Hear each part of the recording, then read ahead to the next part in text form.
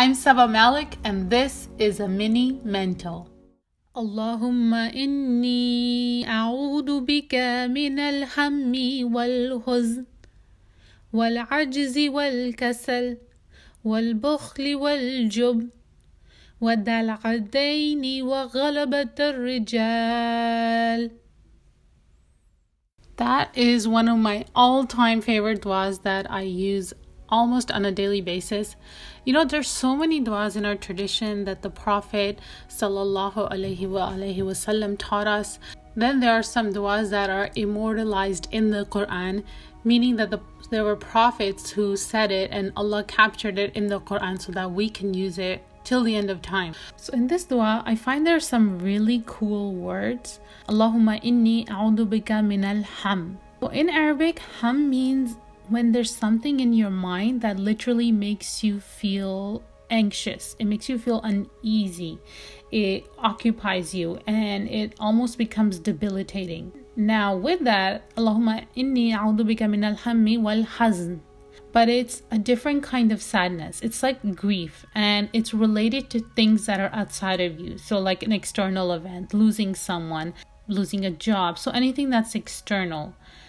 So it's so cool. These are just reflections. This is just what I take away from it personally. When I say it, I find that this dua is so encompassing because first I'm asking Allah for help from anxiety that's in my mind, that it preoccupies me and I can't fall asleep because of that.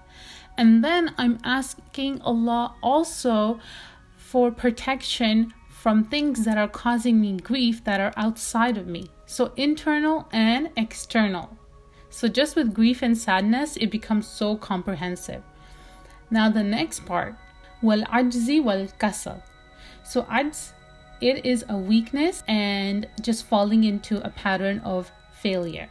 You are not capable of doing much because you just feel very weak. Kasali is interesting because it means to be lazy, to have strength, but you don't use it. You become negligent and you become inactive. Isn't that cool? First, I'm asking Allah for help from not being strong enough, from lacking strength, from being incapable, from being a failure. And I'm asking Allah that if I do have strength, if I am strong, then protect me from being lazy, from being negligent, and from being inactive. So I think this really plays well into mental health because there are times when, because of your mental health, physically you become weak. So let's say you're starting off with that sadness, that hum.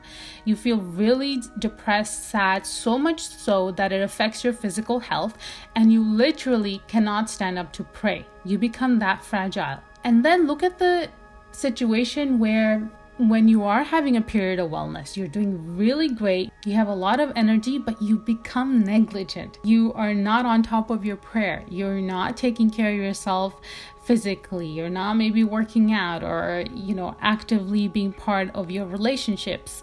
So any good thing that you can do, you're not taking advantage of it, even though you are strong. So we ask Allah for protection from that.